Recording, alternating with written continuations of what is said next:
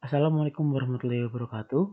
Saya Rizky Akbar Dayat. Saya dari Prodi Farmasi Fakultas Ilmu Kesehatan Universitas Muhammadiyah Malang. Oke, yang pertama di sini saya akan menjelaskan tentang profil vegetatif pepaya. Pepaya adalah monodioecious atau berumah tunggal sekaligus berumah dua dengan tiga kelamin, tumbuhan jantan, betina, dan banji atau yang lebih akrab dikenal dengan hermafrodit. Tumbuhan jantan dikenal sebagai pepaya gantung, yang walaupun jantan, kadang-kadang dapat menghasilkan buah pula secara partenogenesis. Buah ini mandul, tidak menghasilkan biji subur, dan dijadikan bahan obat tradisional. Bunga pepaya memiliki mahkota bunga berwarna kuning pucat dengan tangkai atau duduk pada batang. Bunga jantan pada tumbuhan jantan tumbuh pada tangkai panjang. Bunga biasanya ditemukan pada daerah sekitar pucuk pepaya. Bentuk buah bulat hingga memanjang, dengan ujung biasanya meruncing. Warna buah ketika muda hijau gelap, dan setelah masak hijau muda hingga kuning. Oke, cukup ya buat profil secara umumnya. Kita lanjut dengan spesifikasinya mengenai akar. Akar adalah bagian pokok yang nomor 3 di samping batang dan daun tentunya. Bagi tumbuhan yang tubuhnya telah merupakan komus, akar pepaya merupakan akar tunggang atau radix primaria karena memiliki akar lembaga tumbuh terus-menerus yang menjadi akar pokok yang bercabang-cabang menjadi akar lembaga. Suatu tumbuhan tidak akan mempunyai akar tunggang jika tidak ditanam dari biji. Jadi, di sini tuh pangkal akarnya. Di sini ialah akar lembaga yang lama-lama akan menjadi pangkal akar atau akar utamanya. Pada ujung akar terdapat 3 zona, zona pematangan, manjangan, dan pembelahan. Pada foto ini ialah akar utamanya, dan yang kecil-kecil ini ialah akar lembaga, serta yang sangat kecil ini ialah rambutnya. Next. Batang. Batang atau kaulis. Tumbuhan pepaya merupakan tumbuhan di atas kotiledon, tumbuh pada titik tumbuh, yakni pada meristem apex atau pucuk. Berada di atas permukaan tanah, serta dapat termodifikasi dan tumbuh di bawah permukaan tanah. Batang merupakan jembatan antara akar dan daun untuk mengantarkan sari-sari makanan dalam proses fotosintesis. Batang pepaya termasuk dalam batang tumbuhan dikotil karena memiliki kambium. Batangnya terdapat bekas tangkai daun yang telah kering dan gugur. Pohon pepaya umumnya tidak bercabang.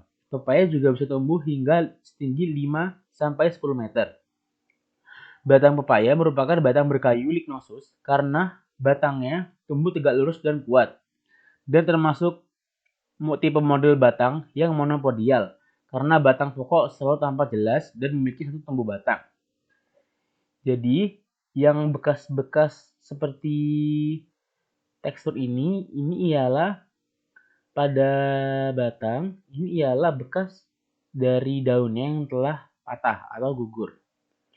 Di sini terdapat struktur batang pada seluruh tanaman dikotil. Bisa dilihat sendiri. Selanjutnya ialah daun. Daun.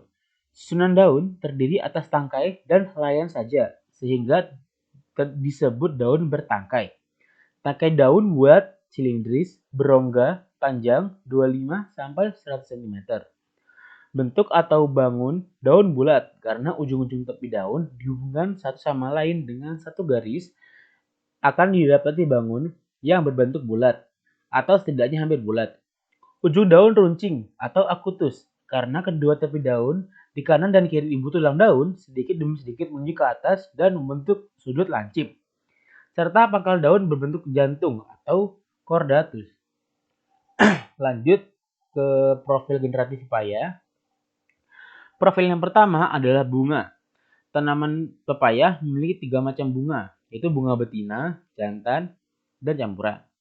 Daun bunga terdiri atas 5 helai dan letaknya terlepas satu sama lain, tidak mempunyai benang sari, bakal buah berbentuk bulat atau bulat telur, dan tepinya rata.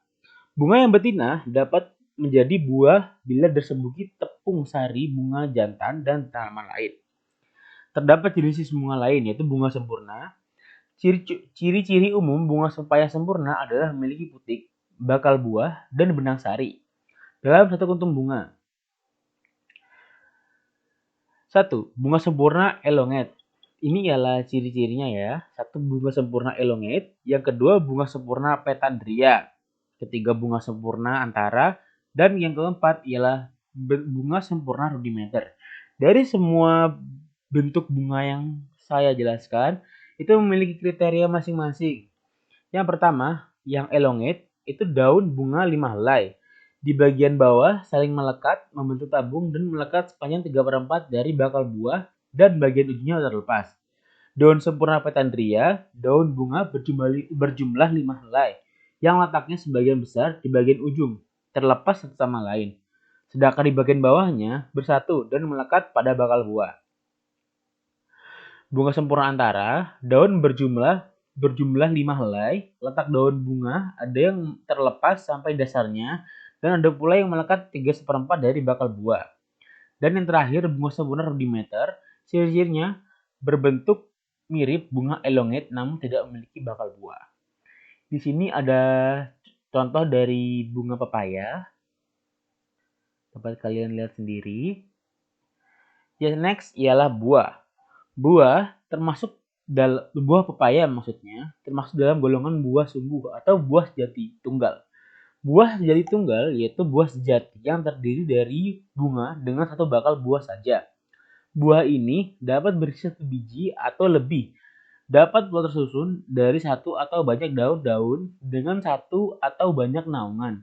Dalam buah pepaya terdiri dari beberapa daun buah dengan satu ruang dan banyak biji.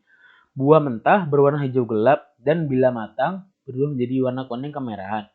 Bentuk buah bulat hingga lonjong dengan bagian ujung umumnya runcing. Rongga dalam buah pepaya berbentuk bintang bila dipotong secara melintang.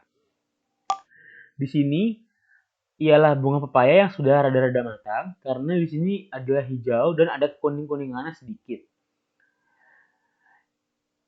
Pada buah terdapat 3 lapisan, lapisan exocarp, mesocarp, dan endocarp, serta ada ruang biji dan biji. Lapisan exocarp ialah lapisan luar ini atau yang ini, kulit. Mesocarp bagian buah, inti buah. Endocarp bagian dalamnya, ruang biji di sini dan ini bijinya. Next adalah biji atau semen. Biji yaitu penyerbukan yang diikuti dengan pembuahan. Bakal buah tumbuh menjadi buah dan bakal biji tumbuh menjadi biji.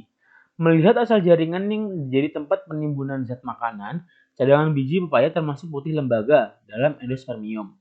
Maksud dari putih lembaga dalam itu jika jaringan penimbun makanan itu terdiri di atas sel-sel yang berasal dari onti kandung lembaga sekunder yang kemudian maksud saya setelah dibuahi oleh salah satu inti sperma lalu membelah menjadi jaringan penimbun makanan ini. Melihat asalnya putih lembaga dalam ini, maka biji ini tertutup dan termasuk dalam biji dikotil berwarna hitam kehitaman. Biji di sini ialah pada pepaya itu yang ini, yang biji dikotil. Biji pepaya terdapat lendir, di mana menghindari biji tersebut dari kekeringan. Terima kasih telah menonton video ini. Maaf kalau ada salah kata. Wassalamualaikum warahmatullahi wabarakatuh.